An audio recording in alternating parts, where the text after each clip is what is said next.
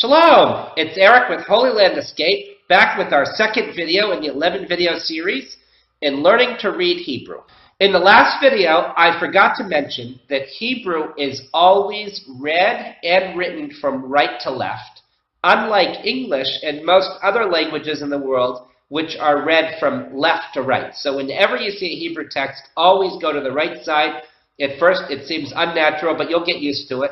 Hebrew is not the only language that's written from right to left. Arabic, which is closely related to Hebrew, is also read from right to left, as well as languages that use the Arabic script, such as Persian.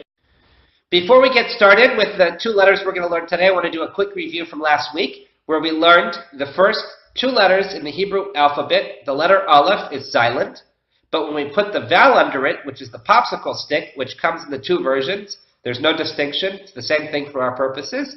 Then you have the sound just like when you go to the doctor's office. That's the popsicle stick. When we take the letter bet, if it has a dot in it, remember it's like a ball going inside. That's how you can remember it. The dot is the ball. It's a ba, ba, ba, ba. And if it doesn't have the dot, then it's like a V sound in English. Va, va, va.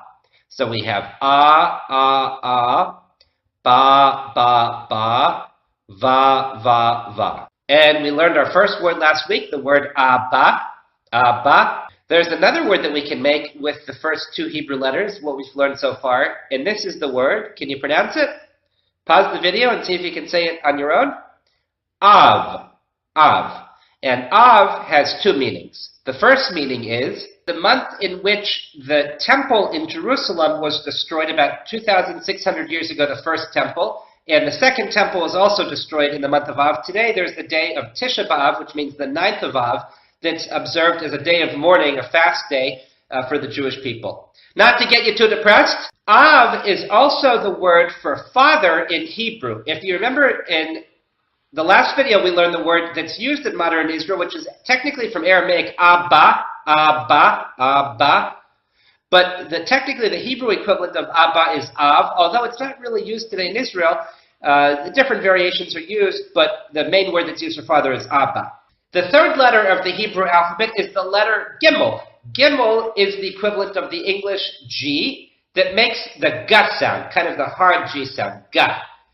And we can see if we put the popsicle stick under the Gimmel, we have ga, ga, ga, ga, ga.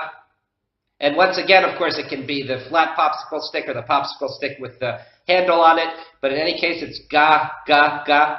Now, you may see in certain writings, in certain biblical writings, or mainly in liturgy, that Gimmel can occur with a dot inside. For our purposes, it's the same thing. Just ignore it. If you see a dot inside the Gimmel, ignore it. It's the same thing. In modern Israel, there's no distinction.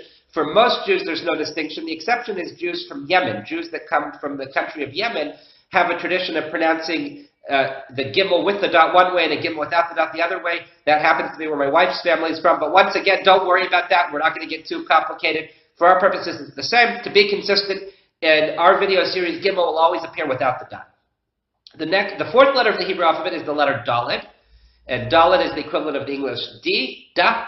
And if we put the popsicle stick underneath, we have da, da, da, da, da. Very good. So we have four letters so far. Let's go back and review real quick. We have Aleph with the popsicle stick. Bet. Ba, ba, ba. Vet. Va, va, va. And Gimmel. Ga, ga, ga. And Dalet. Da, da, da. We can make two words with the letters that we've learned so far. The first word we're going to make is the word, I will let you pronounce it. How is this said? Pause the video, take a second, say it to yourself. Gav. Gav. And the meaning of gav is back. In Hebrew, gav means back. The second word we're going to learn is the word for fish.